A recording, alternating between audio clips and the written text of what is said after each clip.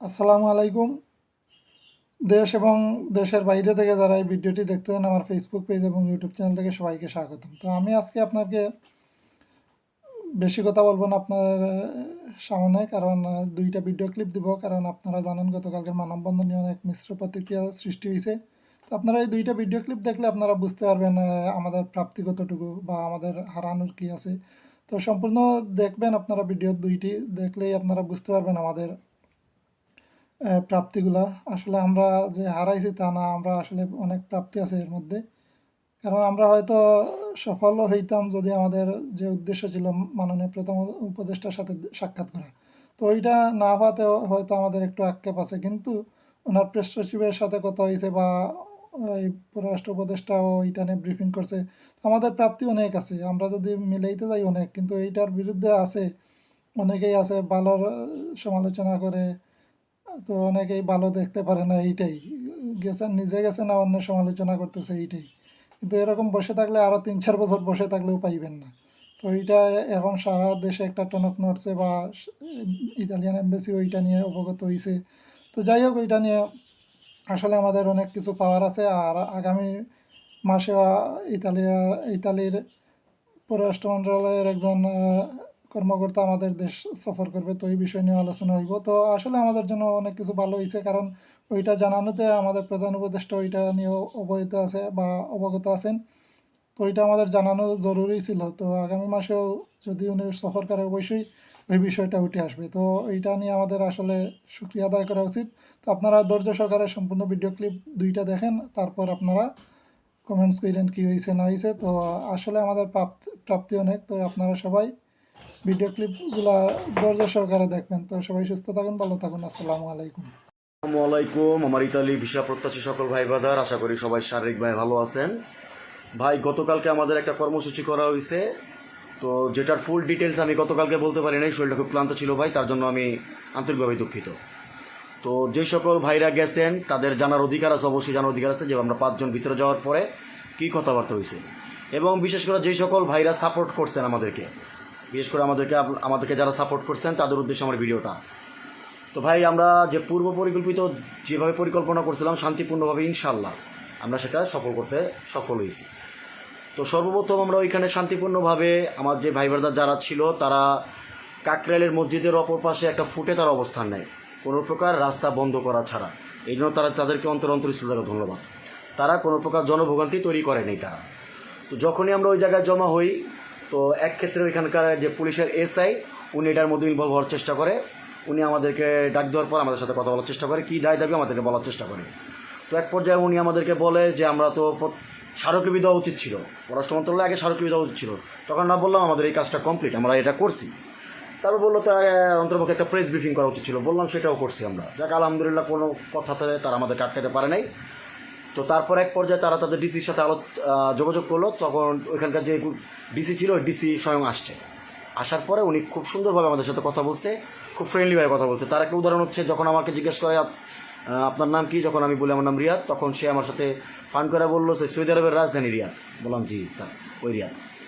তো এটা বলার কারণ হচ্ছে তারা খুব ফ্রেন্ডলি ছিল, এবং আমাদের যে ভুক্তভোগী ভাইরা ছিল তারা যে ধৈর্যের পরীক্ষা দিচ্ছে তার চেয়ে ডাবল ধৈর্যের পরীক্ষা দিচ্ছে আমাদের পুলিশ ভাইরা।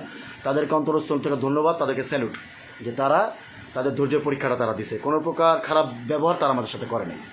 তো তারা বিভিন্নভাবে আমাদেরকে বোঝাইতে চেষ্টা করে, এবং আমরাও তাদেরকে বোঝাতে সক্ষম হই যে আমরা কী পরিমাণ কষ্টে আছি, এবং তাদেরকে বলি যে 60,000 ভুক্তভোগী এখানে আসে নাই বিশৃঙ্খলা করার জন্য। যদি আমাদের শান্তিপূর্ণ এটা আমরা পালন করতে না পারি, তো ইনশাল্লাহ বাধ্যতামূলকভাবে বাধ্য হইয়া, যেহেতু সবার যারা ঠিক গেছে, বাধ্য হইয়া সবাই পরিবার পরিজন নিয়ে তারা নামতে বাধ্য হবে। তো এক পর্যায়ে এখানকার যে ডিসি ছিল, ওই ডিসি আমাদেরকে বললো যে ওনারা আমাদের পক্ষ হয়ে যতটুকু করা সম্ভব, ওনারা আমাদের উপর সিম্পেথি দেখাইছে। ওনাদেরকে আমরা বোঝাতে সক্ষম হয়েছি যে আমাদের এখানে 70% লোক বিদেশ ছিল, যারা দুবাই, সৌদি, কাতার, মালয়েশিয়া ভালো একটা অবস্থানে ছিল, তারা অবস্থানটা ছাইরে এখন তারা এখানে আসছে। তাদেরকে আমরা বোঝাতে সক্ষম হই যে গত বছর যারা মানুষকে জাকাত দিছে, এই বছর তারা জাকাত নেওয়ার যোগ্য হয়ে গেছে। তো তারা সিম্পেথির জায়গায় আমরা তাদেরকে আঘাত করতে সক্ষম হই, এবং তারা আমাদেরকে এক পর্যায়ে কনভিন্স করে যে আপনারা একটা স্মারকলিপি তৈরি করেন, যেটা প্রধান উপদেষ্টার কাছে আপনারা দিতে চান, এবং আপনাদের মধ্যে থেকে 5 জন ঠিক করেন যারা আপনারা যাবেন। তো এখানে ভাই 5 জন ঠিক করার সময় এক পর্যায়ে অনেক, মানে হাতে গোনা সর্বোচ্চ 3 জন, হ্যাঁ 3 জন, হাতে গোনা 3 জন, তারা বিভিন্নভাবে একটা অরাজকতা সৃষ্টি করার চেষ্টা করে। তারা আমাকে বলে আপনি কথা বলতে পারেন না, আপনার যাওয়ার কেউ দরকার আছে নাকি, আপনি কথা বলতে পারেন, কথা বলতে আমি পারি, আমি যাব। তো তাকে বললাম যে ভাই এটা তো আপনি যাবেন, আমরা তো গ্রুপে আগেই বলছি যে যারা যাবেন তারা আপনার আগে কথা বলেন, কারণ ভাই ওইখানে গিয়ে এক একজনকে কথা বললে হবে না, আমরা আগে একটা রিভিশনের ব্যাপার আছে যে আমরা কে কী কথা বলবো, সবার একরকম কথা থাকতে হবে এবং গুরুত্বপূর্ণ কথাগুলো থাকতে হবে, আমরা বেশিক্ষণ সময় পাবো না। তো যাক ওইখানে এক পর্যায়ে আমরা ওই 3-4টা ভাইবাদের ওভারটেক করে আমরা ওইখানে যাওয়ার জন্য গাড়িতে আমাদেরকে পুলিশ ভাইরা উঠায়। তো উঠানোর পরে তারা আমাদেরকে যমুনায় না নিয়ে তারা আমাদেরকে প্রধান উপদেষ্টা কার্যালয়ে নিয়ে যায় এবং ওইখানে একজন সিনিয়র অ্যাডমিন পিএস যে ছিল পিএস অ্যাডমিন, ওনার সাথে কথা বলা এবং ওনার পরিচয়টা উনি প্রথমে দেয়। উনি যে নাহিদ ভাই আছে, সাবেক উপদেষ্টা নাহিদ ভাই, ওনার পিএস ছিল উনি। তো উনি পদত্যাগ করার পরে উনি এখন বর্তমানে অবস্থান আছে। তো উনি দুঃখ প্রকাশ করলো যে দেখেন ভাই, এই বিগত 17 বছরে আমি আমার জায়গাটা আমি পাই নাই, আমি সৎ ছিলাম বলে আমি আমার জায়গাটা পাই নাই। তো ভাই আপনাদেরও ব্যাপারটা হচ্ছে সেম, আপনারা বিগত আমলে যে কাজগুলো আপনারা করতে চেয়েছেন এরা সরকার কান পর্যন্ত পৌঁছে, কিন্তু তারা কোনো প্রকার হস্তক্ষেপ করেন এবং আমরা তাদের সাথে অ্যাপ্রিসিয়েট করছি এবং অ্যাগ্রি করছি যে হ্যাঁ আমরা বিগত যে সরকার ছিল সেই সরকারের আমলে বারবার ব্যারিস্টার সুমন থেকে শুরু করে বারবার বিভিন্ন জনের কাছে গেছি, কিন্তু তারা একটা প্রেস ব্রিফিং আমাদের জন্য করে নাই, একটা কোনো কথা আমাদের জন্য বলে নাই। তো ওই তুলনায় ডক্টর ইউনূস স্যারের সরকার আমাদের জন্য অনেক কাজ করছে, এটা আমরা অ্যাপ্রিসিয়েট করি, এটা আমরা কৃতজ্ঞতা স্বীকার করি, নইলে আমরা নিমক হারাম হয়ে যাব। তো তার সাথে আমরা কথা বলি, সে আমাদের অল্প খানিক কথা শোনার পরই উনি উপর মহলে ফোন দেয়, যে প্রধান উপদেষ্টার পিএস ছিল ওনার কাছে ফোন দেয় এবং উনি উপদেষ্টা প্লাস পররাষ্ট্র উপদেষ্টার কাছে কল দেয়, পররাষ্ট্র উপদেষ্টার পিএসের কাছে কল দেয়। তারা স্বয়ং সরাসরি সাথে বলে যে হ্যাঁ আমরা এই ব্যাপারটা জানি। তো আমাদের এই ব্যাপারটা ওই পিএস যে ছিল পিএস অফ অ্যাডমিন, উনি সবচেয়ে বড় পিএস, ওনার কাছে বলা হলো। তো উনি সব কিছু শোনার পরে তারপর আমাদেরকে তারা এক্সপ্লেন করা শুরু করলো। তো এক্সপ্লেনটা ছিল এমন যে বিগত সরকারের আমলে কোনো সিস্টেম তারা রাখে নাই, সব সিস্টেমগুলো তারা ভেঙে দিছে, এই সিস্টেমগুলো তৈরি করতে একটু সময় লাগবে। তার মধ্যে একটা কথা হচ্ছে ডক্টর ইউনূস স্যারের আমলে পাঁচবার ইতালি যে অ্যাম্বাসিডর আছে তাকে তলব করায় বৈঠক করায়, জরুরি বৈঠক করায় 5 বার, এবং একবার ইতালি থেকে মিনিস্ট্রি আসে এবং ডক্টর ইউনূস স্যারের রিকোয়েস্টে সামনের মাসে আবার একজন মিনিস্ট্রি আসবে। তো এটা নিয়ে তারা তৎপর, তারা এটা নিয়ে কাজ করছে এবং যে ব্লেমটা তারা দিল সেটা হইতেছে ইতালিতে যে কাগজগুলো উঠছে যে মালিকের, ওই মালিকগুলো হয়তো কাগজ পাওয়ার যোগ্য 5টা, কিন্তু মালিকগুলো কাগজ রয়েছে 15টা, তো ওইখানেও অনেক সমস্যা আছে, যে সমস্যার কারণে তারা কাজগুলো করতে দেরি হতেছে। তবে এর মধ্যে অলরেডি 10,000 কাগজ তারা ডেলিভারি দিছে, যার মধ্যে 7,000 তারা রিজেক্ট করছে। হয়তো মালিক অরিজিনাল ছিল কিন্তু মালিক কাগজ লোক পাওয়ার যোগ্য না, 7,000 তারা রিজেক্ট করছে, 3,000। তো তখন আমি এক পর্যায়ে বললাম যে আমাদের তো ভাই ভিসা দিতেই হবে এমন কোনো দাবি আমাদের না, আমরা চাই নিষ্পত্তি, একটা নিষ্পত্তি হইলেও আমরা নতুন করে লক্ষ্যে আগাইতে পারি, আমাদের নিষ্পত্তি দরকার। তুমি আমাদেরকে আশ্বস্ত করলো যে আমরা যতটুকু কথা বলছি এবং আপনারা দেখছেন সংবাদ সম্মেলনে আমরা করছি, আপনাদের কথাগুলো আমরা বলতে যতটুকু চেষ্টা করছি আপনারা অ্যাপ্রিসিয়েট করছেন যে আমরা পারছি। আমরা সেম কথাগুলো এবং আরও কিছু অ্যাড করে যেসব ভুক্তভোগীরা ছিল সবার কাছে আমি জিজ্ঞেস করছি, আমি রিয়াদ সবার কাছে জিজ্ঞেস করছি যাওয়ার আগে, যখন আমাকে সিলেক্ট করা হয়েছে আমি উপদেষ্টার কাছে যাব তখন আমি সবার কাছে গেছি, কেউ আমার কাছে আসে নাই, আমি সবার কাছে গেছি, ভাই বলেন আপনার কোনো কথা থাকলে বলেন, আমি ওইটাই বলবো, আমি সবার কাছে বলছি এবং কিছু ভাই তার কথাগুলো বলছে, আমি সেগুলো বলার চেষ্টা করছি। তো অ্যাডমিন অফ পিএস যে ছিল উনি আমাকে করে আশ্বস্ত করে, আমরা যে 5 জন ছিলাম আমাদেরকে আশ্বস্ত করে যে হ্যাঁ আমাদের প্রত্যেকটা কথা উনি গুরুত্ব সহকারে, ডক্টর ইউনূস স্যারের পিএস আছে এবং ডক্টর ইউনূস স্যার আছে, ওনার কারণ পর্যন্ত পৌঁছাবে উনি নিজ দায়িত্বে, এবং পাশাপাশি উনি আমাদের এই ব্যাপারটা নিয়ে উনি নিজে থেকে। আসসালামু আলাইকুম, সিলেট ইতালি পেজ থেকে অ্যাডমিন রাজু। গতকালকে 8ই এপ্রিল আমাদের ভুক্তভোগীর পক্ষ থেকে একটি শান্তিপূর্ণ মানববন্ধন কর্মসূচি হয়েছিল এবং সেখান থেকে বাংলাদেশের ভুক্তভোগীর পক্ষ হতে 5 জন প্রতিনিধি ডক্টর মোহাম্মদ ইউনূস স্যারের সাথে সাক্ষাতের জন্য ওনার কার্যালয়ে গিয়েছিলাম। সেখানে গিয়ে কী হয়েছে সেটা নিয়ে আজকের এই ভিডিও শেষ পর্যন্ত দেখবেন এবং ভিডিওটি শেয়ার করে অন্যকে দেখার সুযোগ করে দেবেন। প্রিয় ভুক্তভোগী, প্রিয় সহযোদ্ধাগণ, গতকালকে জানেন আমরা শত শত ভুক্তভোগীদের মিলন মেলায় কাকরাই মসজিদের সামনে আমাদের ভিসা না পাওয়ার এই 2.5 বছরের দুর্গতির এই ভোগান্তির কথাগুলো তুলে ধরতে গিয়েছিলাম। সেখানে শান্তিপূর্ণ অবস্থান কর্মসূচি এবং আমাদের দাবি ছিল ডক্টর মোহাম্মদ ইউনূস স্যারের সাথে 5 মিনিট অথবা 10 মিনিট সাক্ষাতের জন্য। সেখানে যাওয়ার পর আমরা আমাদের সেখানেতে রমনা থানার পুলিশ, ডিসি এবং গোয়েন্দা সংস্থা, বিভিন্ন সংস্থা থেকে আমাদের কাছে লোক এসেছিলেন এবং এখানে যারা আমরা ভলান্টিয়ার ছিলাম তাদেরকে সাথে আলোচনা সাপেক্ষে 5 জন প্রতিনিধি তারা নিয়ে যেতে চান আমার ডক্টর মোহাম্মদ ইউনুস স্যারের কার্যালয়ে। তখন ভুক্তভোগীর পক্ষ থেকে সিলেট থেকে আমি, লুটাস পারভেজ, রিয়াদ আহমদ, বাবু ব্যাপারী এবং রাসেল আহমদ ভাই, এরা আমরা 5 জন যাই সকল ভুক্তভোগীর পক্ষ থেকে। সেখানে যাওয়ার পর প্রধান উপদেষ্টা কার্যালয়ের প্রধান যিনি হেড, ওনার সাথে কথা হয় আমাদের দীর্ঘ সময়। তবে সবে দুঃখজনক যে বিষয়টা, আমরা কিন্তু ডক্টর মোহাম্মদ ইউনুস স্যারের সাথে কথা বলতে পারি নাই, সেটাই আমাদের সবচেয়ে বড় দুঃখজনক বিষয়। যথেষ্ট রিকোয়েস্ট ওনাদের করেছি ওনার সাথে একটি সাক্ষাৎ করার জন্য, ওনারা সুযোগ করে দিবেন, কিন্তু আসলে আমরা এও বলেছি যে আমরা যারা বাংলাদেশের ভুক্তভোগীদের পক্ষ হতে এখানে এসেছি, যদি আমরা ডক্টর মোহাম্মদ ইউনুস স্যারের সাথে সাক্ষাৎ করে না যাই তাহলে ওনারা হয়তো ক্ষুব্ধ হয়ে আমাদের মারপিটও করতে পারেন। এই ধরনের কাকুতি মিনতি করেছি।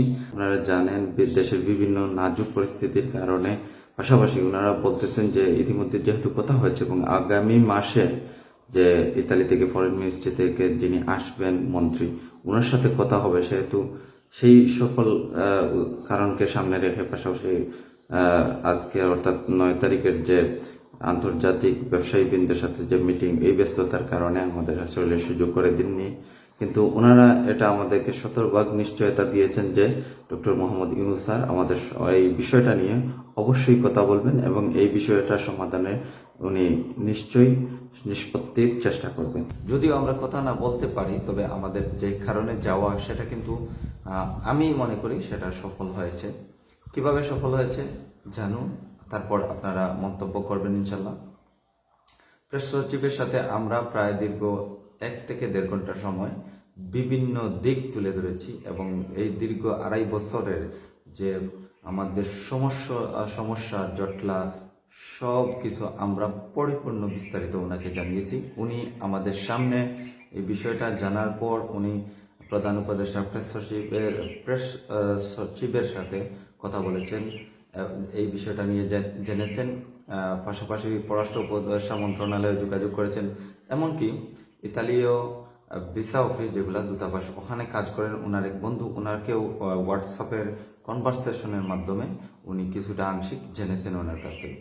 জানার পর আরো বিস্তারিত উনি আমাদেরকে যে বিষয়টা বললেন যে এটা প্রধান উপদেষ্টা প্রেস সচিব যিনি বলেছেন যে ইতিমধ্যে 5 দফা তিনি নিজে ইতালি অ্যাম্বাসিডরের সাথে কথা বলেছেন, এমনকি আগামী মাসে প্রধান উপদেষ্টা ডক্টর মোহাম্মদ ইউনুসের আহ্বানে ইতালীয় ফরেন মিনিস্ট্রি থেকে মন্ত্রী আসবেন, ওনার সাথে কিন্তু আরো বিশদ আলোচনা হবে। তিনি জানিয়েছেন যে বিষয়টা যে আমাদের বিভিন্ন ঝামেলার কারণে ফেক কাগজ এই সেই হ্যান ত্যান অনেক কিছু আছে, এখানে অনেক আসলে ঝামেলা আছে, অনেক জটলা আছে, কিন্তু এরপরও উনি জানিয়েছেন ইতিমধ্যে 10,000 তারা ক্লিয়ারেন্স করে ফেলেছে, 10,000 পাসপোর্ট। এর মধ্যে সম্ভবত 3,000-এ ভিসা লাগবে, 7,000 রিজেক্ট হয়ে যেতে পারে। এমনিভাবে এই যে ভিসা রেশিওটা আমাদের 30 থেকে 40,000 যে পাসপোর্টগুলা, সম্ভবত এই রেশিওতে বাকিগুলা ইস্যু করা হবে।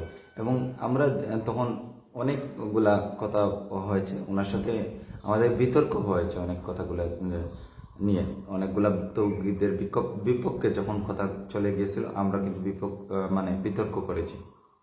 সেখান থেকে আমরা জানতে চেয়েছিলাম যে কত দিনের মধ্যে এটা নিষ্পত্তি হতে পারে, সেটা কিন্তু সঠিকভাবে বলেননি। তবে এটা আমাদেরকে 100% সিউরিটি দিয়েছেন যে আমরা বিভিন্ন মন্ত্রণালয়ে তৎপর হব এবং পররাষ্ট্র মন্ত্রণালয় থেকে তৎপর হব যে আপনাদের এই বিষয়টা খুব দ্রুত যাতে নিষ্পত্তি হয়। আর যেহেতু দেশের একটা পট পরিবর্তন হয়েছিল, আগে কি হয়েছিল সেই ঝামেলার দিকে আমরা আসলে তেমন একটা মুভ করতে পারবো না। বর্তমানে আমরা কি করতেছি আপনারা সেটাই দেখবেন ইনশাল্লাহ, এবং আমাদের সাফল্য ইনশাল্লাহ আপনারা পাবেন। ইতিমধ্যে আমাদের কর্মসূচির পরেই কিন্তু আপনারা দেখতে পেয়েছেন সময় টিভি নিউজে পররাষ্ট্র মন্ত্রণালয়ে একটা প্রেস ব্রিফিং দিয়েছেন আমাদের ইতালি সম্পর্কে। আমরা কিন্তু আশা করছি আজ গতকালকে যে ভুক্তভোগীদের অক্লান্ত পরিশ্রম এবং অনর অবস্থা যে এই কর্মসূচিটা সফল না করে চলে আসবেন না, সেই অবস্থান দেখেন রমনা থানার ডিসিও পররাষ্ট্র উপদেষ্টা মন্ত্রণালয়ের বিভিন্ন দপ্তরে তিনিও যোগাযোগ করেছেন আমাদের পক্ষ হতে, এবং এম্বাসিতেও যোগাযোগ করেছেন। তো মোট কথা হচ্ছে ইনশাল্লাহ আমরা আসলে দ্রুত একটি নিষ্পত্তি পেতে যাব ইনশাল্লাহ। আমি মনে করি কালকে যেটা আমি নিজে ছিলাম আপনাদের ভুক্তভোগীদের পক্ষ হতে, আমি সেটা মনে করি ইনশাল্লাহ সেটার আংশিক কিন্তু ফলাফল গতকালকে যে আমরা যে টনক নড়েছে বা এই কর্মসূচিতে উপরের মহলের সবার কিন্তু নজরে এসেছে। সেই বিষয়টাতে আপনারা দেখেন পররাষ্ট্র মন্ত্রণালয় ইতিমধ্যে প্রেস ব্রিফিং করেছেন এবং বলেছেন, সেটা আপনার সময় টিভি নিউজে দেখতে পারবেন কি বলেছেন সেটা। আমি আশা করছি ভুক্তভোগী ভাইয়েরা যারা আরেকটু ধৈর্য ধরতে হবে, কিছু করার নেই। কারণ আমরা যারা ইতালিতে যেতে ইচ্ছুক, আমরা যে কাজটা করেছি বা আমরা যে পারমিটগুলো নিয়েছি সেটাতে আমরা কিন্তু আসলে ধোঁকার শিকার হয়েছি। অনেকেই হয়তো আমাদের ভালো কাগজ আছে, কিন্তু সেটাও কিন্তু ওই যে ধোঁকার মিশ্রণে চলে যাওয়ার কারণে ভালো এবং খারাপ উভয়টা খারাপ বলে বিবেচিত হয়ে গেছে। তো আশা করছি যে খুব দ্রুতই আমাদের একটা নিষ্পত্তি আসবে। আর যারা গতকালকে অক্লান্ত পরিশ্রম করেছেন, প্রত্যেকটা ভলান্টিয়ার ভাই, প্রত্যেকটা সাধারণ ভুক্তভোগী ভাই যারা দূর দূরান্ত থেকে এসেছেন, আসলে অক্লান্ত পরিশ্রম করেছেন। এদের আসলে কি বলবো, পরিশ্রমের কোনো ফলাফল বা এদের পুরস্কার দেওয়া সম্ভব নয়। আসলে এদের কাছে আমরা চিরকৃতজ্ঞ। আমরা সবসময় সামনের সারি থেকে আপনাদেরকে ডাক দিয়েছি এবং আমাদের ডাকে আপনারা এসেছেন, ধন্যবাদ জানাই সবাইকে। পাশাপাশি আমি প্রবাসী দুইজন ভাইয়ের নাম না বললেই নয়, বিশেষত আমাদের গাজী সুমন রুদ্র ভাই ইতালি থেকে এবং সৌদি থেকে শামী মোহাম্মদ ভাই, ওনারা কিন্তু যথেষ্ট পরিশ্রম করেছেন এবং ওনারা যথেষ্ট সহযোগিতা করেছেন, যথেষ্ট আমাদের ইন্সপিরিয়েশন দিয়েছেন। ধন্যবাদ জানাই। আসলে প্রবাস থেকেও তাদেরকে স্যালুট জানাতে হয়, তারা কিন্তু এই ভুক্তভোগীদের পাশে নিঃস্বার্থভাবে ছিলেন। এবং পাশাপাশি আপনাদের শেষ একটা কথা বলি ভাই, আপনাদের 5 জন প্রতিনিধি আপনাদের পক্ষ থেকে হয়তো আমরা গিয়েছি, কিন্তু এক আল্লাহই ভালো জানেন যে আমরা সকল ভুক্তভোগীদের কথা বিস্তারিতভাবে বলেছি। আমরা কিন্তু কারো ব্যক্তিগত স্বার্থের কথা বলি নাই, আমরা সমষ্টিগত বলেছি। এখন যদি আপনাদের সবার পাসপোর্ট ক্লিয়ারেন্স হয়, আমাদেরটাও হবে ইনশাল্লাহ। আপনাদেরটা ছেড়ে আমাদেরটা হওয়ার কোনো সম্ভাবনাই নেই। এমনই অনেক মন্তব্য আসতে পারে যে আপনাদের যারা ভিতরে যায় তাদের পাসপোর্টগুলো চলে আসে, তারা ভিসা পেয়ে যায়। ভাই, এমন কোনো সম্ভাবনা নেই। যেখানে আমরা সবার কথা, সমষ্টিগত কথা ছাড়া আমরা আমাদের কথা বলি নাই। ইনশাল্লাহ আপনারা দেখে নিন, যদি সবার পাসপোর্টটা ক্লিয়ারেন্স হয় আমাদেরটা হবে। সো ধন্যবাদ সবাইকে। আল্লাহ আপনাদের সবার প্রতি রহম হন এবং শুভকামনা রইল সবার জন্য। আল্লাহ হাফিজ।